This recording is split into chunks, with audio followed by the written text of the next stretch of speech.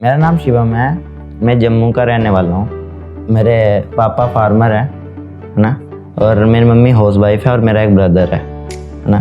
तो हम middle class family से बिलोंग करते हैं। और जब मैं 8th क्लास में था तो एज के राहुल को देख के मैंने मतलब क्रिकेट से एक्सपायर हुआ था, क्रिकेट खेलने को राहुल की तरह है ना। उनके शॉट्स और सब कुछ मेरे परफेक्ट लगते थे।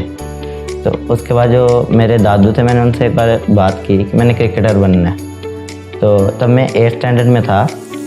तो जब मैं 10th पे मतलब कि उन्होंने बोला जब 10th क्लियर करोगे तब हम आपको कोचिंग कराएंगे, ठीक है।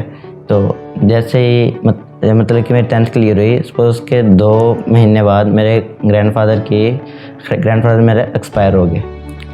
तो उनके एक्सपायर के बाद पापा को बोला मैंने कोचिंग के लिए। पापा कह रहे हैं अगर दादू की इच्छा थी तो वो पूरी करेंगे, हम कोचिंग कराएंगे। बाकी आपकी आप कैसे खेलते हो, कैसा परफॉर्म करते हो, आप पे डिपेंड है। आप मतलब कि कर सकते हो तो करो, नहीं कर सकते ना करो, वो आप पे है। तो उसके बाद मैंने कोचिंग की, 6-7 महीने मैंने लगातार कोचिंग की है।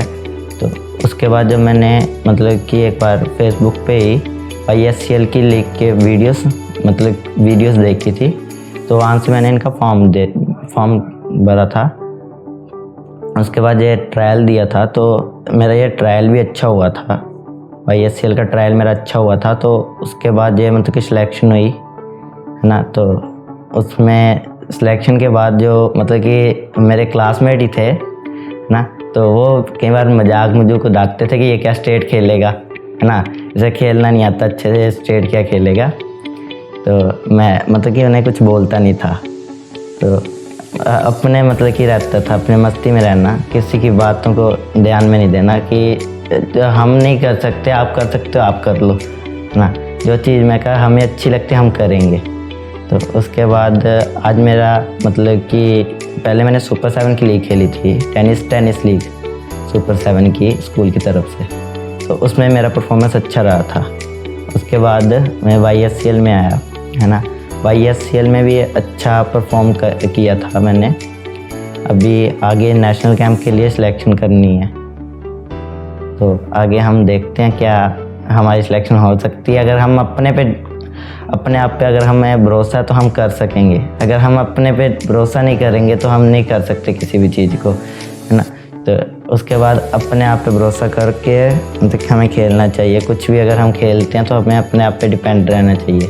हम अगर किसी दूसरे बंदे पे डिपेंड रह के करेंगे तो हम कुछ नहीं कर सकते। जैसे जब मेरे दादू एक्सपायर हुए थे तब मतलब कि एज अ कभी मेरे को इतना बुरा फील नहीं हुआ। मैं किसी बात को लेकर ऐसे सीरियस नहीं रहता था। तब मतलब कि मेरे दादू एक्सपायर हुए तब मेरे को ऐसा लगा कि अंदर से मतलब कुछ होता है ऐसे कि कुछ रहा ही नहीं है। मतलब कि क्लोज थे मेरे, जो मतलब कि एज अ फ्रेंड मेरे को ट्रीट करते थे। मतलब कि हाँ, मतलब ऐसे थे कि जैसे मतलब कि कोई दादू वो रिश्ता नहीं था, जैसे फ्रेंड बात करते हैं ना, वो मतलब कि हर एक फीलिंग शेयर करना, हर कोई बात करना, वो मतलब कि दादू से होती थी।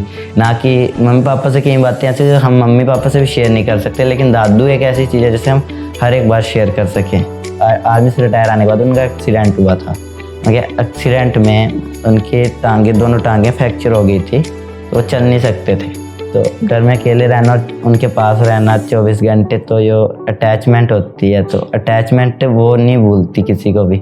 और मेरे दादू का सपना था कि अगर ये क्रिकेट खेल ले है ना, अच्छी बात है कि गांव का भी नाम रोशन होगा, हमारे परिवार का नाम रोशन होगा। अगर आज वो जिंदा होते तो मतलब कि आज बहुत खुश होते कि मैं स्टेट लीग खेल रहा हूँ है ना। तो आगे मैं उनके लिए आगे भी खेलूँगा। मेरा फोकस रहेगा कि मैं उनके लिए नेशनल खेलूँ, नेशनल से भी ऊपर जाके मैं उनके लिए इंटरनेशनल खेलूँ। एक बार नीली जर्सी में उनके लिए एक बार मतलब कि प्ले करूँ है ना।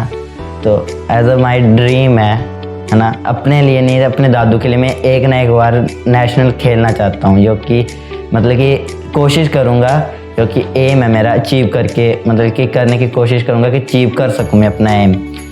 आगे मतलब कि वो अपनी मेहनत पे डिपेंड है कि हम कैसी मेहनत करें। तो हम अपनी मेहनत चालू रखेंगे।